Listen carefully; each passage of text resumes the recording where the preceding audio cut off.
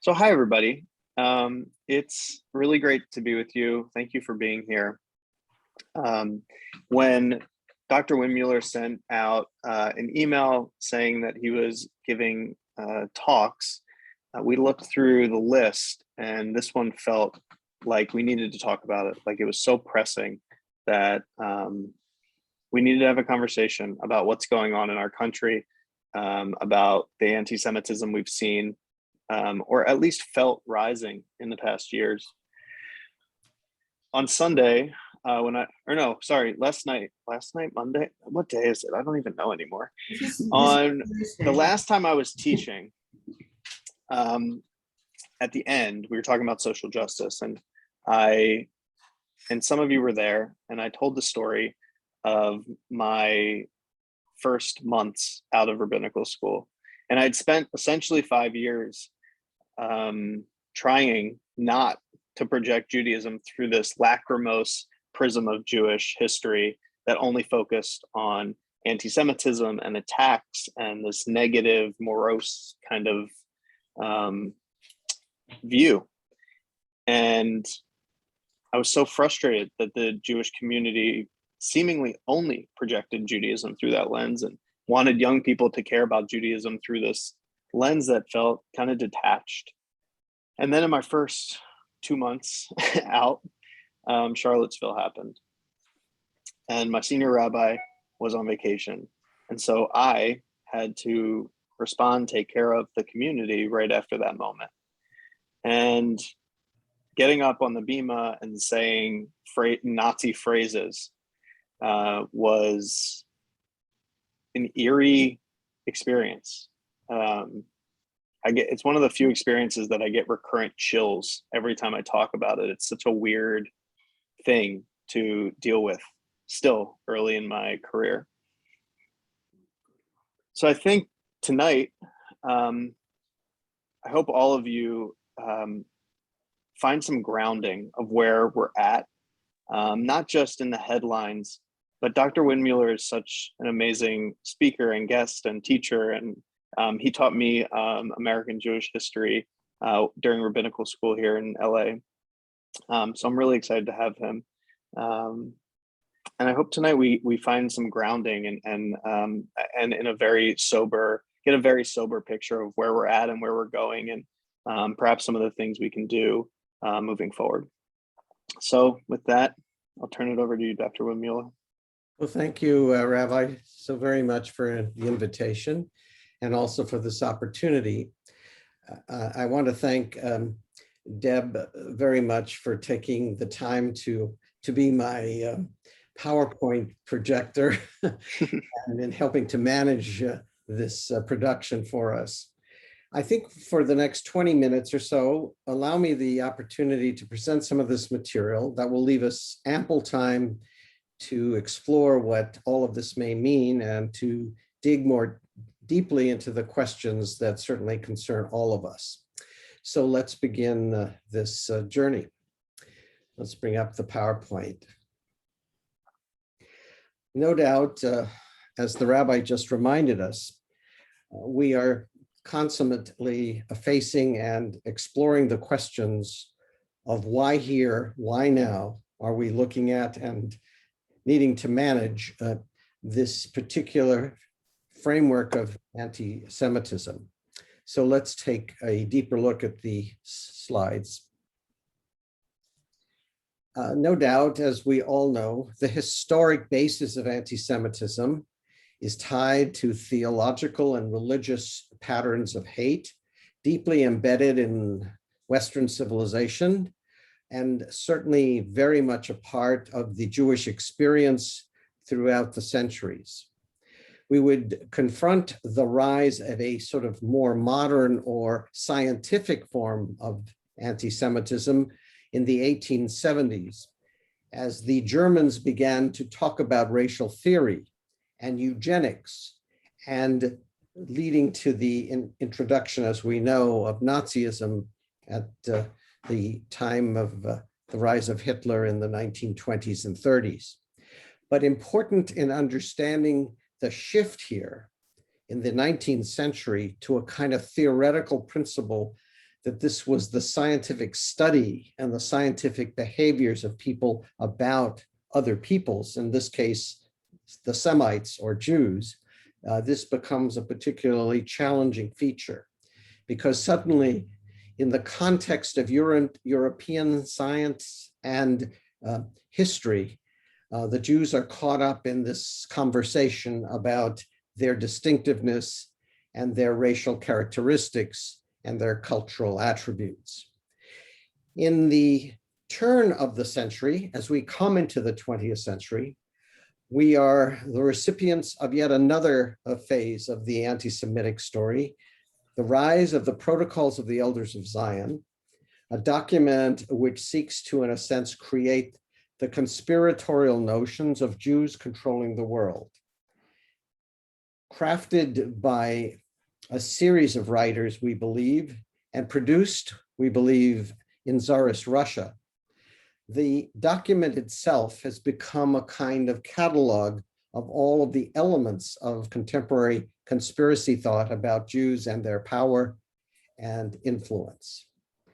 With the birth of the State of Israel and the emergence of a conversation about Israel's viability and right to exist, we draw yet another framework that Zionism is a form of racism, and the rise, as we now see in the more contemporary period, of the BDS movement associated with divestment sanctions and boycotts of Israel. And during its rise, we would see a counter movement, the measure to discount the Holocaust itself, denying its existence, questioning its numbers, challenging the authenticity of those who have written about it. As we well know, that too has created its own set of legacies and documents. In more contemporary times, beginning in the period of 2008, we would begin to see the emergence of a more formalized right-wing emergence that has been generally called the alt-right, but it consists of multiple groups, the Proud Boys, Christian Identity, and a host of other institutional models that align with certain perspectives, that this is a Christian nation, that this is a society that has been invaded and disrupted by Jews and others, questioning the reality of whether or not Jews are white people altogether. So we frame the conversation tonight, moving from theological and religious hate to racial and conspiratorial hate, to a more contemporary framework of attacks both on the storyline of the Jewish people, the Holocaust, and the emergence of the Jewish state and Zionism, to a contemporary American phenomenon, the alt-right. Let's move to the next slide. We need not look very deeply at understanding the events of the past 4 or 5 years, whether Charlottesville, Pittsburgh occurring literally 3 years ago yesterday with the Tree of Life situation, and so many other events that have, in a sense, both dominated the news around anti-Semitism and hate, but target particular moments where we have seen actors playing out their anger and distrust of Jews. What we have also seen is during the pandemic, something that we should have and could have expected, that the pandemic itself has been a kind of condition upon which so many times Jews have been charged with creating plagues or causing these kinds of events, whether the blood libel of the medieval period or any number of events marking the calendar of Jewish history. That plagues, pandemics are associated, in fact, with the storyline of anti-Semitism as one of the key sort of trigger points for when anti-Semites appear. What we believe happening at this time is a confluence of a number of factors. The pandemic, for sure, but the economic dislocations that have been occurring as a result of the last 18 months, combined with the racial and social justice issues that have taken their place in the conversations about America's future, along with the high-profile realities of the roles that Jews are and have played in American society, and more distinctively within the past 25 years, as members of government, as part of the cultural fabric of this nation, as elements associated with creating ideas, advancing those ideas, funding those ideas, and certainly promoting those ideas. So the presence today of all of these factors has contributed greatly to this moment and why we are seeing this kind of elevated level of tension in our society, and part of which is being expressed in the politics of hate directed against various groups, but certainly Jewish Americans. The next slide, please. I think there are a number of triggers that have generated or stimulated the kinds of conversations and behaviors we are seeing. We have already discussed Israel rejectionism and the Holocaust denial piece, and we have also referenced the economic dislocation factor. But undergirding those two are a number of other factors. The question of Jewish whiteness and the issue of intersectionality both deserve some attention. Intersectionality with its notion that if you are part of a peoples who have been persecuted, then you share that experience with all other peoples who have likewise been part of the course of being perceived as being the victims of society. If Jews had a claim to being any part of the victimhood status, that has been quickly eradicated by some of the conversations that we are witnessing on the political left.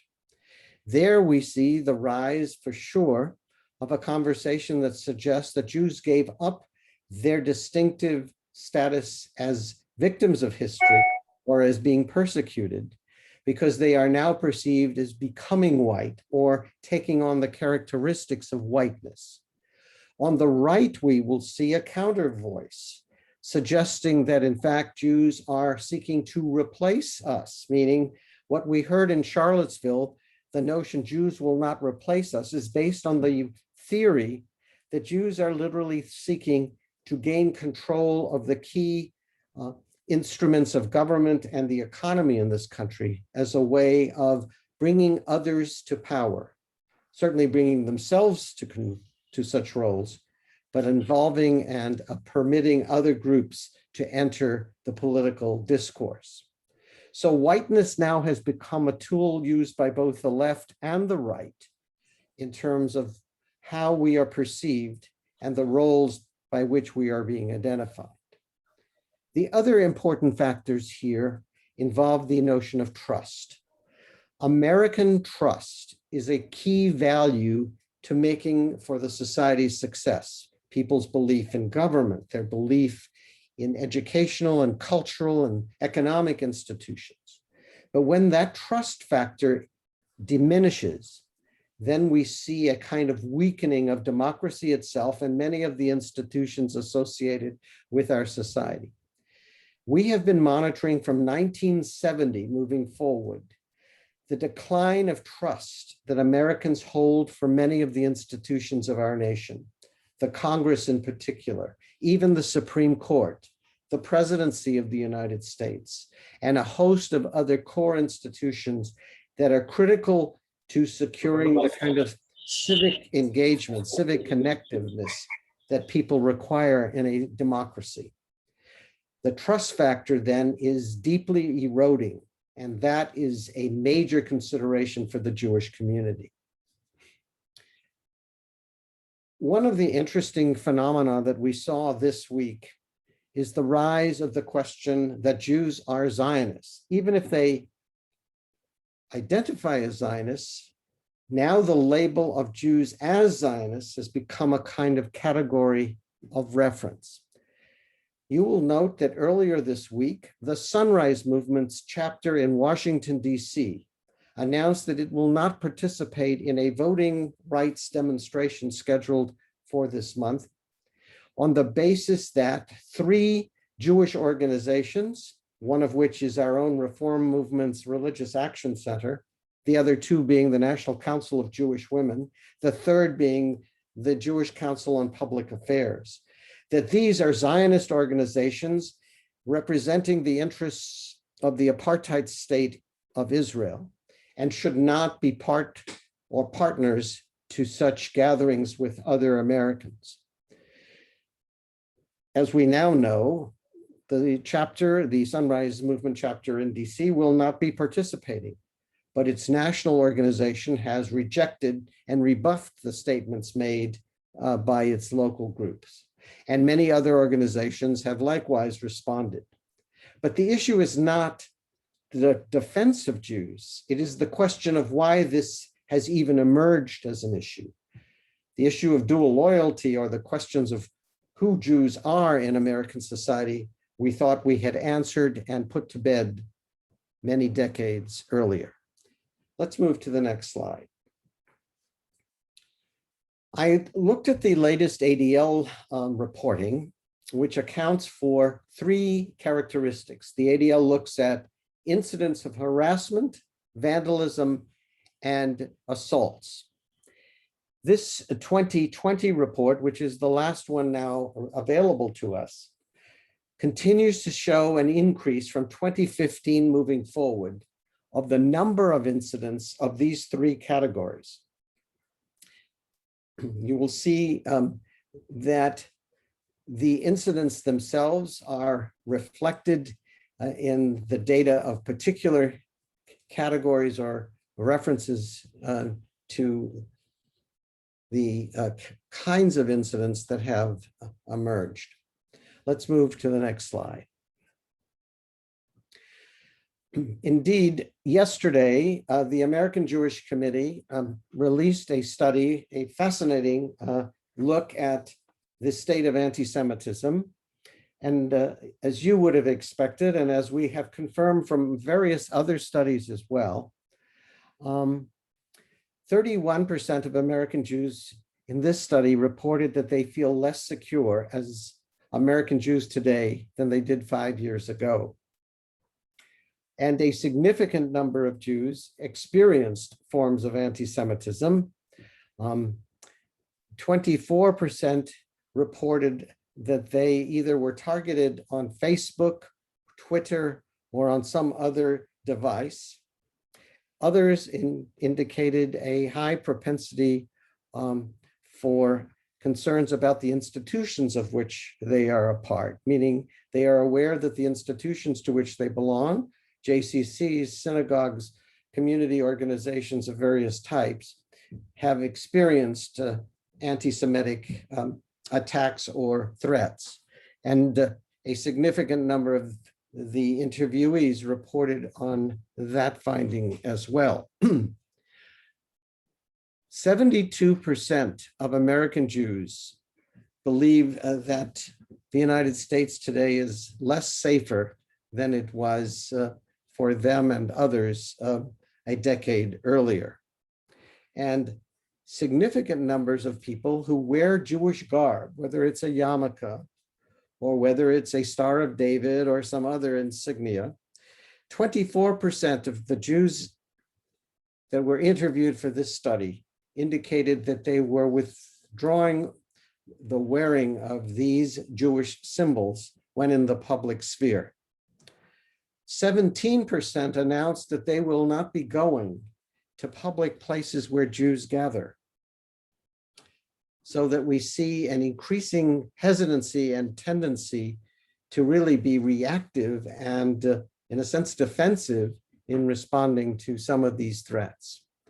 The study on this particular chart above the reference to the AJC study is a particular report from the ADL of a 1-month period, April 26 to May 23rd.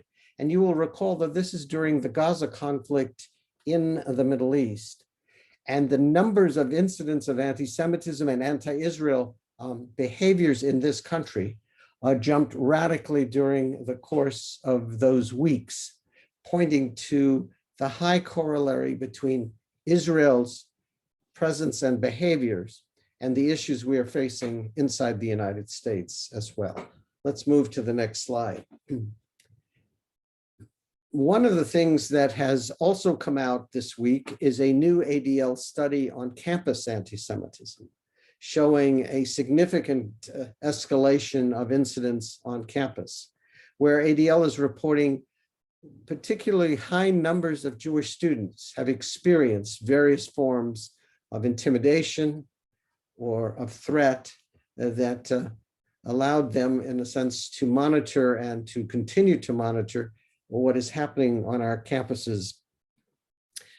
We took a particular note of the period 2011 to 2016 to point out the vast increase in hate crimes on campus. So hate crimes involve all kinds of groups: Muslims, African Americans, Asian Americans, and Jews. To see that in a 5-year period, the numbers have accelerated significantly. And what we could garner from this is, when looking at the data beyond 2016, those numbers continue to increase. So I wanted to give you both the Jewish capsule here of the ADL study, but of the report on campus hate crimes as a corollary factor of how campuses themselves have been radically changing. Let's move to the next slide. I mean, as we now note, hate in America is deeply embedded in our culture and society. We've seen it throughout our history. It takes different forms at particular times, but we certainly note of it in the context of voter suppression at times, of immigrant bashing, even of the political discourse that we and others have experienced, of the physical threats and attacks against all of the groups we've just mentioned. But the newest and largest phenomenon that everyone now accounts as the major deliverer of hate are the social media platforms. ADL, the Southern Poverty Law Center, the FBI, and hosts of other institutions have collectively established that the social media platforms create the kinds of untruths or challenging statements and threats to individuals that has really escalated this campaign, or this presence of contemporary hate, to a rising and significant level. This is affirmed or confirmed by the American Jewish Committee study noted from yesterday. Let's move to the next slide. So how are we defining anti-Semitism? As you may know, the International Holocaust Remembrance Alliance, working with a number of governments, has established a uniform definition, which more than 30 governments now accept, and a corollary development in terms of trying to create a way by which the European governments, for example, will be able to measure and track anti-Semitism based on the criteria defined or created as a result of the work of the Holocaust Remembrance Alliance. What you see here is simply a generic statement. The document itself has a series of component parts. I'm going to reference 2 or 3 of them.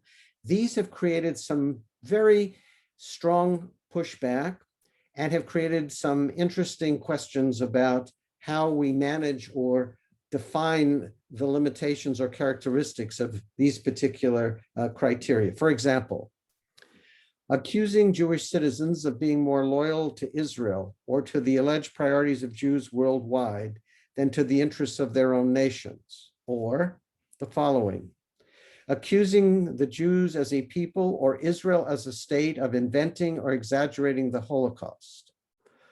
Still another,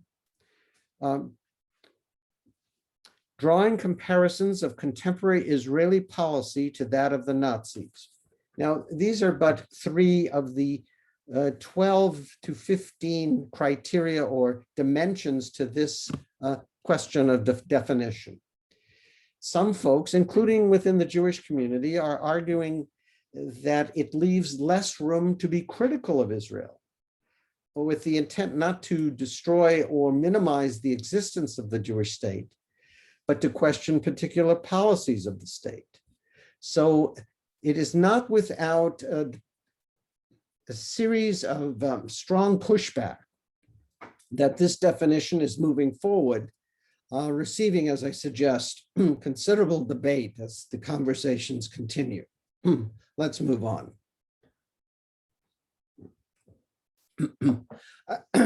I want to point out that in the work of the Pew study on American Jews, which came out actually in 2021, but is based on the data from 2020, is the second study conducted by Pew for the Jewish community, the first in 2013. But the striking difference between the study of 2013 and 2020 is the statements that we see defined here. 9 in 10 Jews worry about anti-Semitism. The data in 2013 was possibly, from my recollection, 2 out of 10 may have held some concerns. 75% of over the past 5 years have and perceive an increased concern, and 53% feel less safe. Just giving us, again, a confirmation of the degree by which all of this, both rhetoric and behavior, has really changed the American Jewish mindset on this topic. Let's move forward. I think we know that hate in America, as we suggested earlier, is deep and wide. We saw some of that on the streets during the summer of 2020. We saw much of it on January 6th in Washington. Certainly the 26 million Americans who took to the streets following George Floyd's death created a major conversation about race in America, but it raised additional questions about the place or role of the Jewish community in that conversation. So there were particular moments in some of those demonstrations that turned particularly angry or hostile to the Jewish community or to Jews as individuals. Indeed, we believe, as we've suggested, that the international media, and more directly the social media, has been the conduit for much of the negation and activity associated with racism and xenophobia and anti-Semitism. We believe that international forums and government statements continue to add also fuel to much of what constitutes this new body of hate. And certainly, as we have seen in institutions, but more so on college institutions than anywhere else, the number of incidents of directed hate against minorities of all types has clearly expanded. So this then introduces us to another body of questions. Let's move to the next slide. In the course of the conversations that have taken place over the past 4 to 5 years, the issue of critical race theory has certainly been one of them. What we need to try to understand here is that during the Trump administration, the decision was made through Executive Order 13950 to disallow the teaching of critical race theory as part of American curricular studies. In a sense, the banning of CRT. The questions here, however, are that the country itself is going through such huge changes. The reality is that the United States, by the year 2050, will cease to be a white majority society, and that by the year 2040, Islam will replace Judaism as America's third major religious constituency, Protestant, Catholic, Jewish. So we have, as a corollary to that, the whole rise of this consciousness about race in America. And what is it? And how do we define it? And what is its role historically and contemporary in the American storyline? Which is why the conversations of what critical race theory is and all of its components becomes particularly complex. This is not a theory in simple and clear terms. This is a set of propositions about race and about the behaviors of people toward one another. So for us to unpack it, we need to understand that we as white people are perceived under this theory as having a kind of exceptional experience. Certainly American Jews would be seen that way, because our whiteness has given us cover. And the argument as part of critical race theory is that people who are not of color cannot appreciate the kinds of burdens and experiences one has endured. So it is a complex notion, deserving a lot more conversation on both about content as well as about how it can or might be taught as part of a discipline. Let's move on.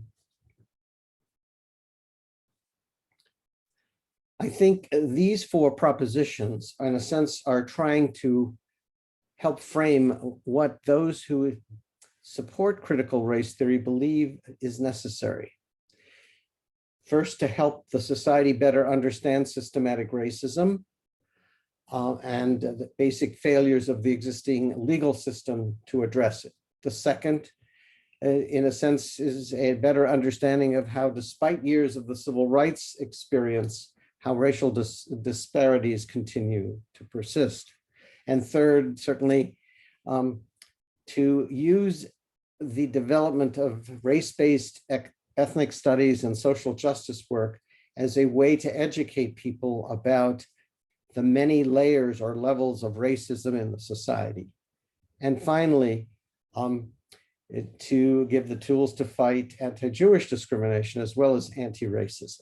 Here, the Jewish community is weighing in that one needs to understand that the Jewish community itself has experienced and continues to experience different forms of prejudice, and that the fact today that between 7 and 10% of our community are Jews of color, and that number will grow increasingly significant, and that we need to be in the conversation, not only because of those who are of color, but because of the nature of the history of the Jewish experience. The next slide, please. I think from here, we need to remind ourselves that fighting anti-Semitism is as old as the Jewish story. And certainly in the American context, the fighting of anti-Semitism in the 20th century was done through a containment theory. Basically, it is a plague, isolated, and prevent it from catching on to others.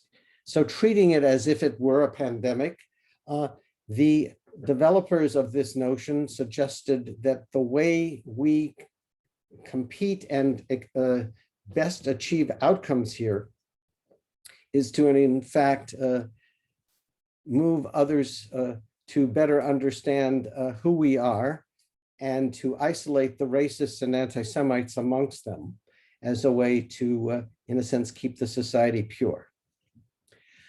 That, of course, is a notion of the 1920s. The 1930s brought with it the beginnings of an idea of civics and multicultural education, but that would take decades before it would be fully embraced as part of both the Jewish and collective experience in the United States.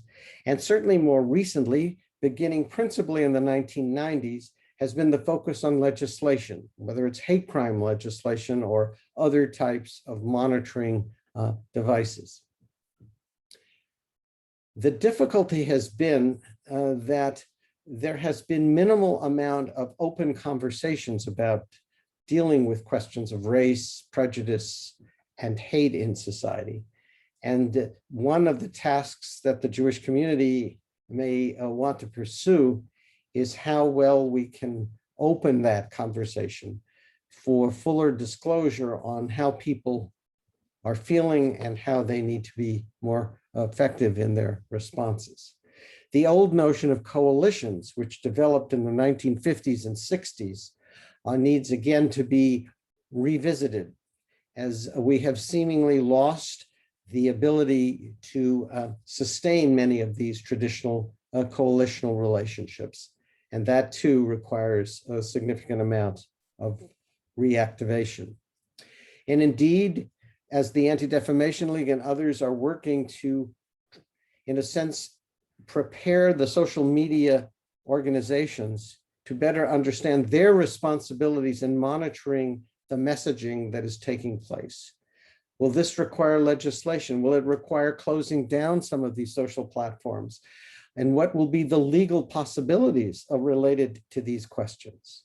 But no doubt, one of the core objectives here is a fuller conversation around the place of social media in a society which is already buffeted by a huge amount of conspiracy and a tremendous amount of hate, literature, and language.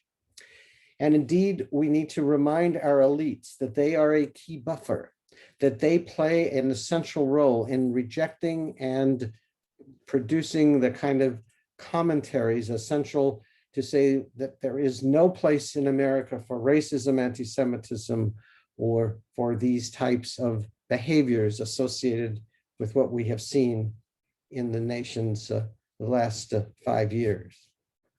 The next slide, please. I think the Jewish way forward in particular is important. The first and foremost job of our community is to protect the community. Security remains the first agenda. And indeed, with the help of the federal government and state governments, there has been a new initiative to continue to strengthen the security needs of our synagogues, schools, camps, and other institutions. The second responsibility is in the sense of our retooling. This is a different type of anti-Semitism that we have seen in the past, and it requires a conversation within the Jewish community about strategies, tactics, and directions that we will be going.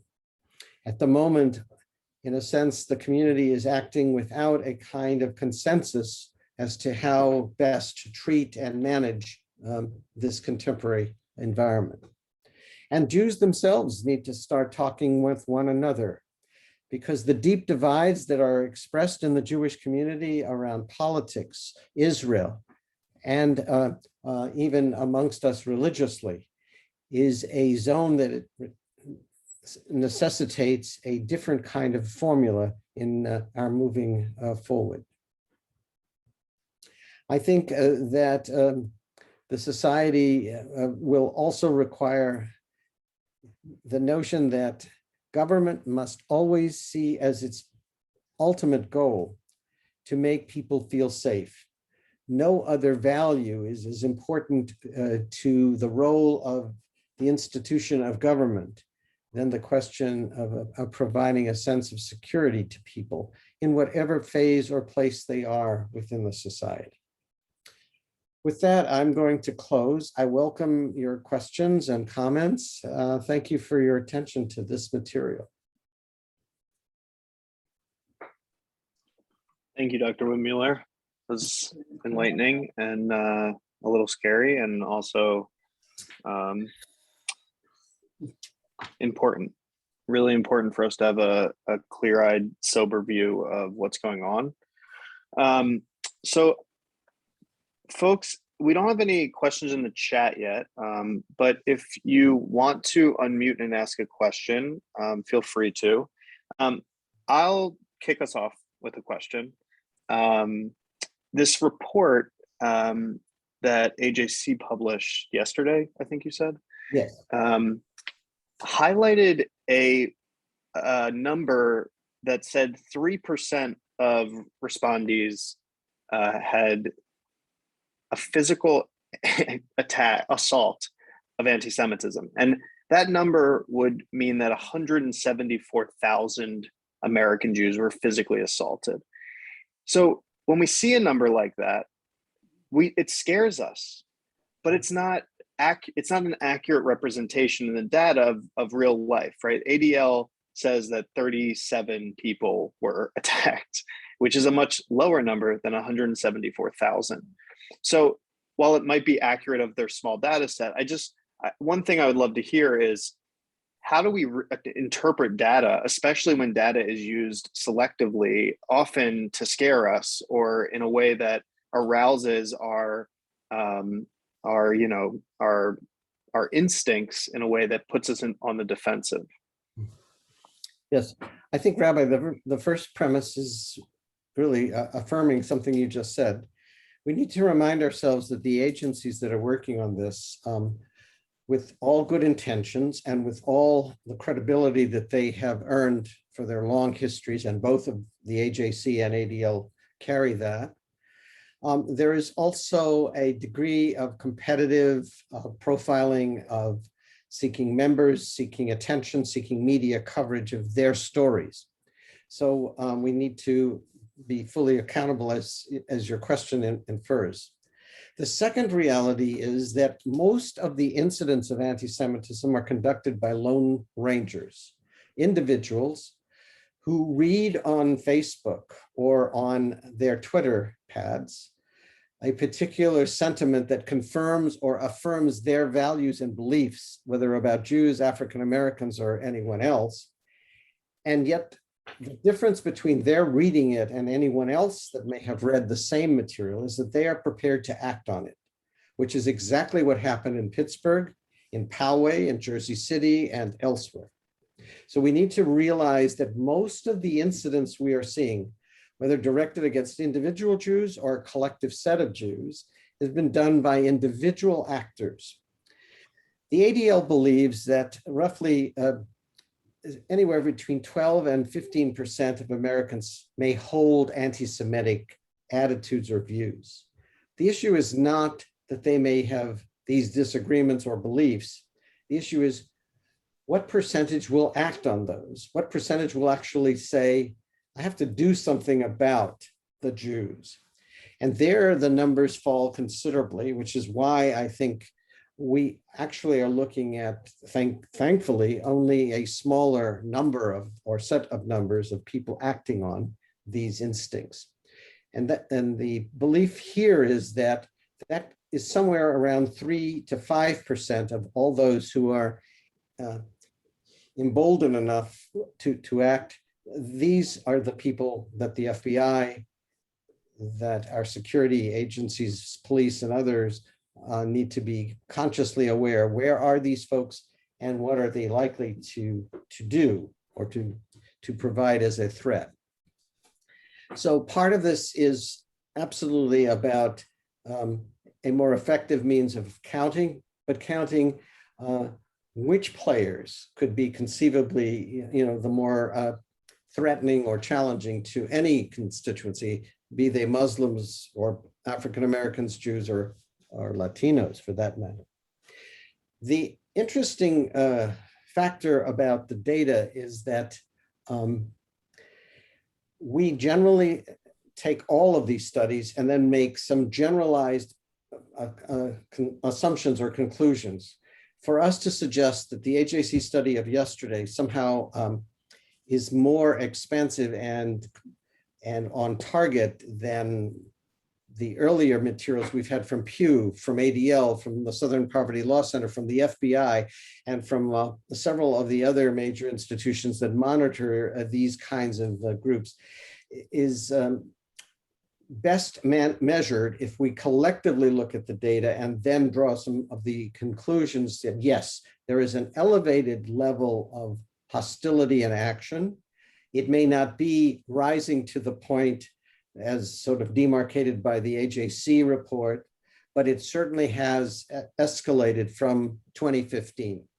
So I think that the best way for us to monitor and measure this is really using all of the data rather than any one report.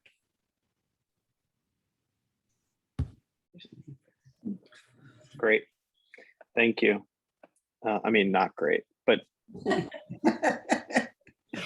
Oh, but so we've got two questions in the chat that I would love. Al, would you ask your question?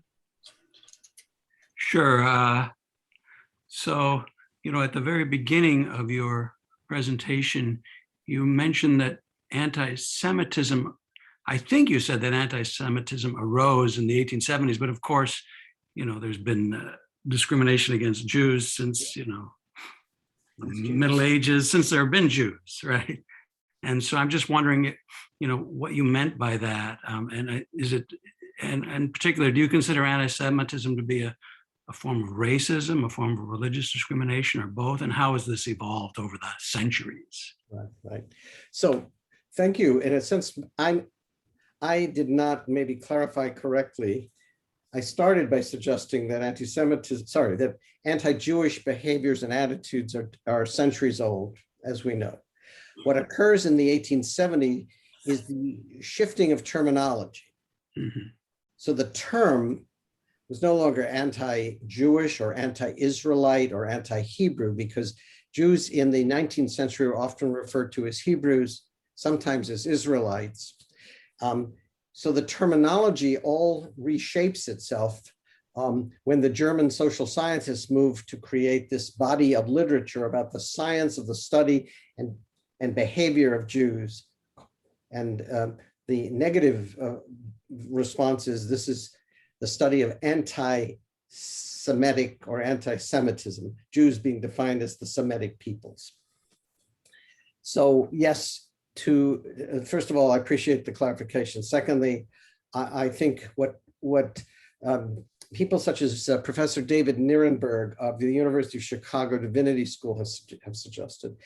Professor Nirenberg argues you do not weed out the roots of anti-Jewish materials that have sort of coexisted with us in the West for centuries. The belief systems about Jews killing Christ, belief systems about Jews as misers, and that Jews eat the blood or drink the blood of Christian children, whatever the mythologies and ritualistic beliefs may have been put forward. Nirenberg's argument is they are so steeped in the body of the materials, the Bible, the commentaries that Christians have written, the historic materials that have come to bear on how Jews were treated and dealt with. And his argument is, therefore, what we are seeing and what we will continue to see is this is somehow in the fiber of Western culture and civilization. And so his argument is that we really begin where all of this starts with the faith communities, that Islam and Christianity have got to come further, deal further with the issues that have been allowed, in a sense, to metastasize over time. And indeed, the Roman Catholic Church, as we know, through Nostra Aetate and other efforts, have begun that process. But for academics who believe in this, embeddedness of this stuff, this is a continuous challenge. Now, what has happened in the last 7 years is this explosion of literature on anti-Semitism. And you probably all have been reading, whether it's Barry Weiss or Dana Horn or Emma Green or Deborah Lipstadt or Jonathan Weissman. I mean, the tons of books that are now out on the question, why anti-Semitism and the characteristics of it have certainly really come to play. And certainly each of these writers gives their own version of the contemporary framework of it. And all of them, however, I think begin from the premise that, it's clearly a deeply rooted orientation in the Western mindset. But thank you so much, Al, for bringing that forward. Gloria, do you want to dive a little deeper on what we're talking about? Let's see here. Thank you very much, Dr. Windmueller. I'm very interested in how you conceptualize what's going on within the historic concept of anti-Semitism. I was raised, I've brought this up before, I was raised not to think of myself as white. My parents told me I'm a Jew and white people killed my people, so I am not a white person. So that's how I was raised. And people who know me on this forum here, you've heard me say this before. So I don't consider myself white. A girlfriend of mine who was giving lectures like this on white privilege enabled me to understand I do benefit from white privilege because of what I look like. I understand that. And what I'm thinking about as I listen to what you have said is that the shifting nature of how Jews are categorized by non-Jews, the outside world, other societies, or other sects within our culture makes it very difficult for Jews ourselves to defend or explain who we are. Because every time we shift who we are, the nature of who they are against shifts, or when they shift who they're against, which are us, we are forced into a position of redefining who we are. So I mean, you know, as a Jew, you know that what a Jew is so complex and so diverse. You know, people who eat bagels and lox say, I'm a Jew. And people like the rabbi who actually can read Hebrew and lead a prayer session about God, he's a Jew. And then there's, you know, everybody in between, like me. And if we start defining who we are, it won't help, because the shifting of the definition from the hate groups will continue to track us. So I'd like to ask you, who are we that throughout history we have continued to be tracked, no matter what we say who we are, no matter what the shifting loyalties are, that we are a target for hate? What's that all about? Thank you. Well, Rabbi, that will require a whole separate lecture. I thought you were calling me Rabbi. I was talking to your rabbi. No, I understand. It's really an extraordinarily complex question, and it deserves a serious response. Thank you. I will quote to you Abraham Joshua Heschel's notion that we are God's stake in human history. And by that he meant, as he writes, that the ethical imperatives of what Jews represent, their values, in their roles that they have played and continue to play, sort of defines us.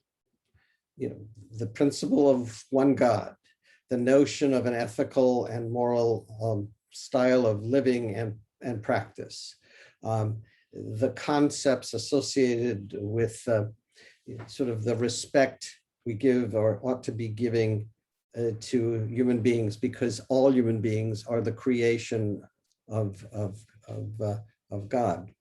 And so the framework here is tied to the ethical imperatives of the Jewish experience and of the Jewish character, if you wish. I think that for us to sort of be defenders in any other way, to defend the state of Israel or to defend a particular Jew who may be notorious or even well regarded, is not our job. Our job is simply to be a reminder that the collective experience of the Jewish people is about repairing the world. And I don't think we owe it to anyone to have to, in some sense, be defensive here. I think this is the assertion of who we are and how we behave. And I take great pride in the fact. And by the way, all of the studies, including the Pew study, shows the huge amount of pride that American Jews have in the act of being Jewish. Now, whether they are observant of Jewish law and tradition, or whether they simply, as you say, eat lox and bagels, the principle here is that their sense of this thing called Jewishness or Judaism is profoundly important, and they hold it to be significantly important. So, I mean, I think that is the driving feature here that we need to remind ourselves of.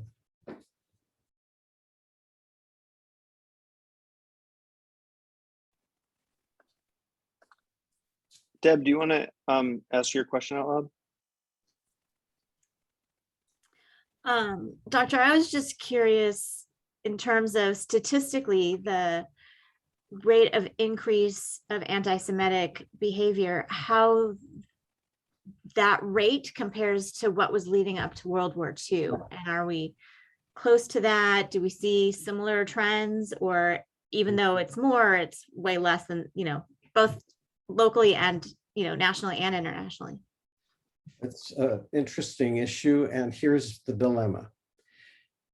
We did not have in the 1920s and 30s the kind of reporting mechanisms that we have today. So there is a really absence of really solid data about the numbers of anti-Semitic players or groups. We knew they existed, and we certainly could catalog them. The Klan, the voice of certain clergy in the Catholic Church who were dominant on radio and in other spheres of influence, who were highly anti-Semitic and conveyed that message to their church audiences and beyond.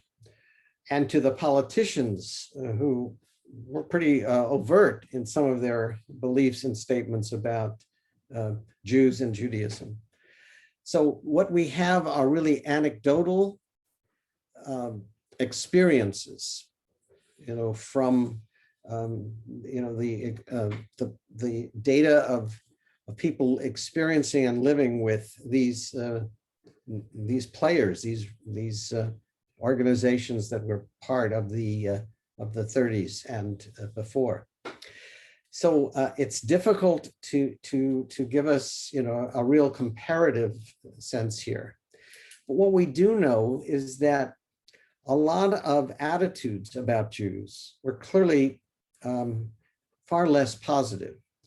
And that's based on the fact that restrictive covenants existed, quotas existed, and there were far more public actions taken, whether by organizations of government or by the institutions of our society, educational and cultural and business. So we have to sort of extract from all of that we believe this is a different kind of anti-Semitism.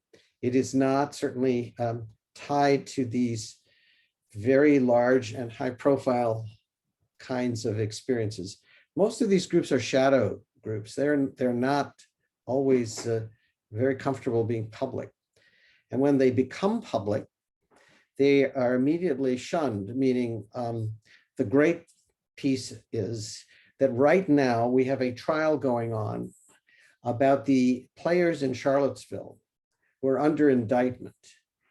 And we have a case against them because the data and the ability of the police, the national agencies we've been talking about tonight, and even our government in monitoring these players, these characters.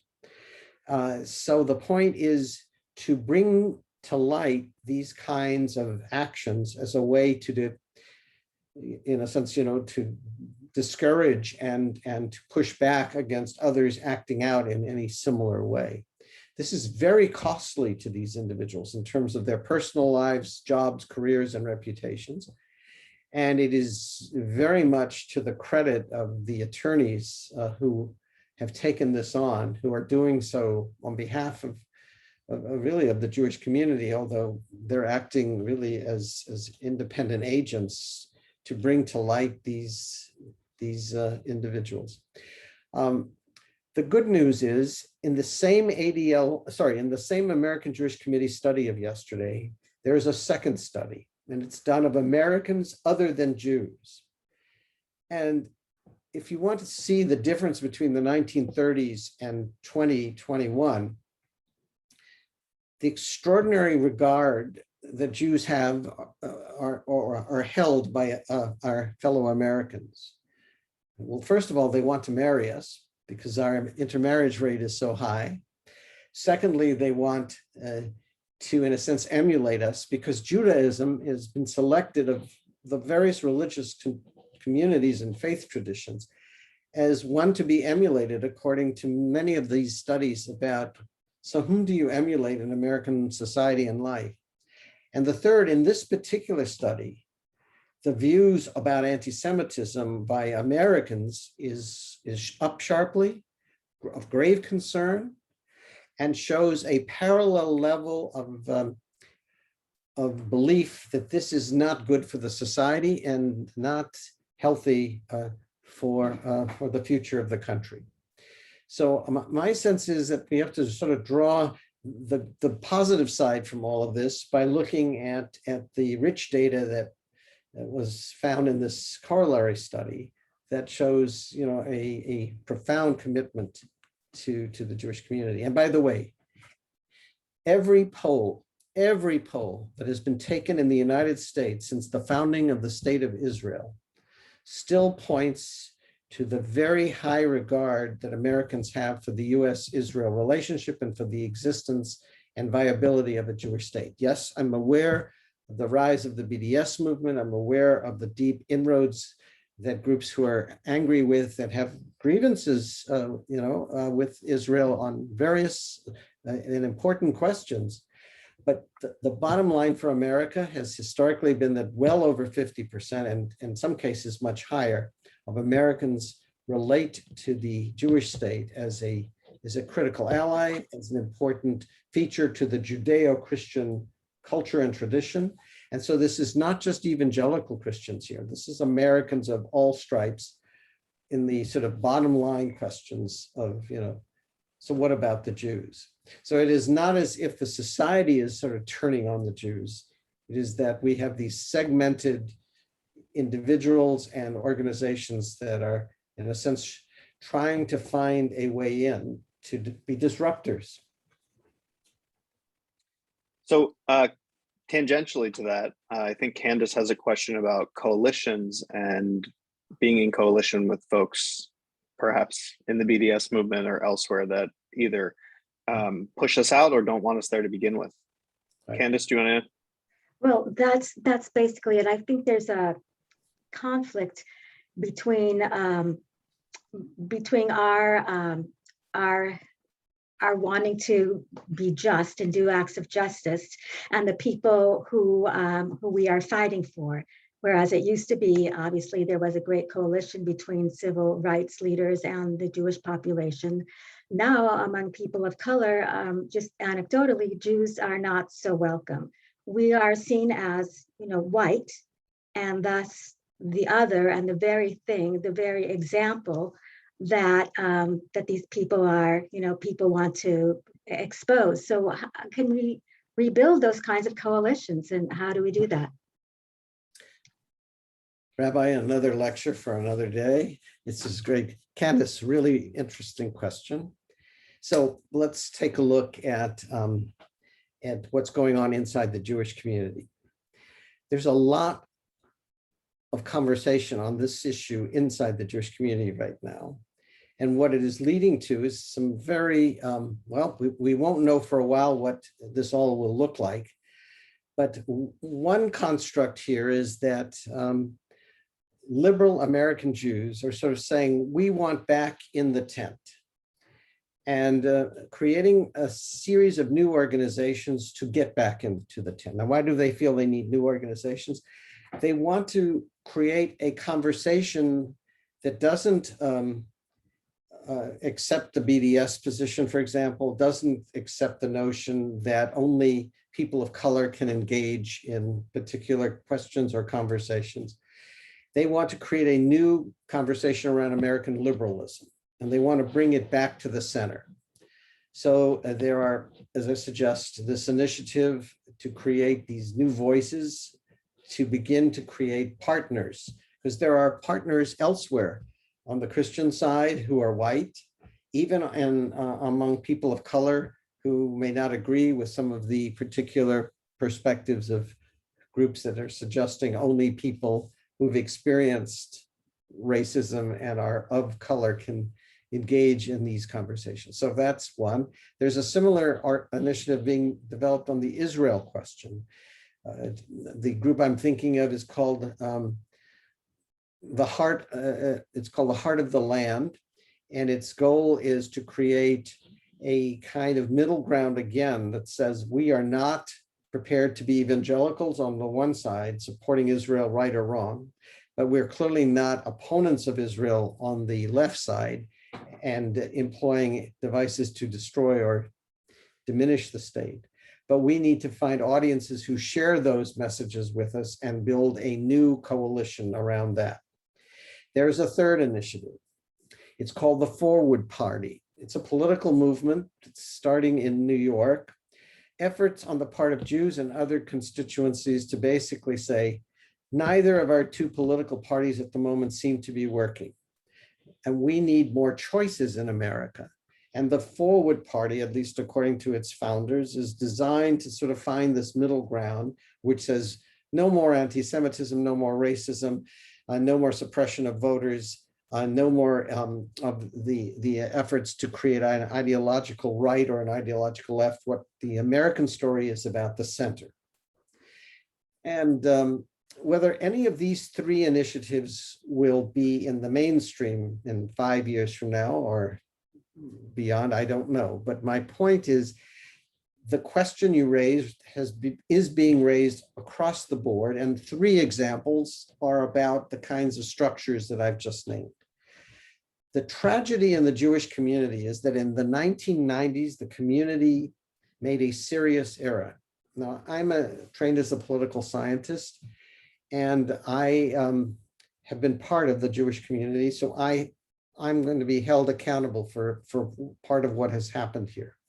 In the 1990s, the community disassembled many of its community relations apparatus of working with African-American groups, of working with Latinos, working with Asians, for a variety of reasons, and we can debate or explore those at another time. But the point is, when you sort of, in a sense, disconnect or no longer have the vehicles for action on the ground in the community, you no longer at the table. So the best case example of this, the one that is most recent and that all of us may well know, is the ethnic studies curriculum. The Jewish community was caught flat-footed in 2019 because no one on the Jewish communal page in San Francisco, in Sacramento, or here in Los Angeles was a part of the conversations happening in the Department of Education around this initiative to create ethnic studies. We got into this late, and we are seen in a sense as trying to clean up a terrible mess and a very bad outcome, not only for Jews, but for other minorities as well. So we have part of the burden on the community to be activists, to be players on the ground, whether it's through community relations committees of our federations or through the national agencies, Simon Wiesenthal, Stand With Us, the ADL, the American Jewish Committee, Bend the Arc.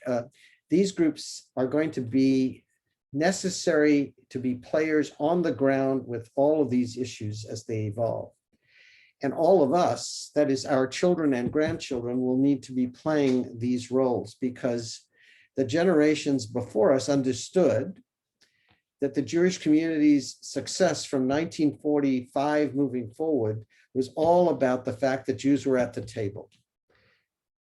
And they were at the table about civil rights, about separation of church state, about a whole host of issues. And we're not there today. And that is the tragedy of the communal sort of structure at the moment.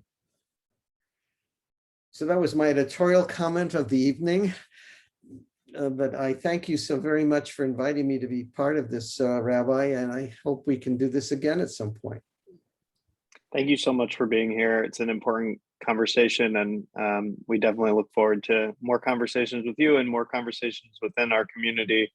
So much to discuss and learn and grow. So thank you. My pleasure.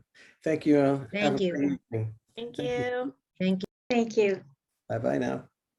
Bye.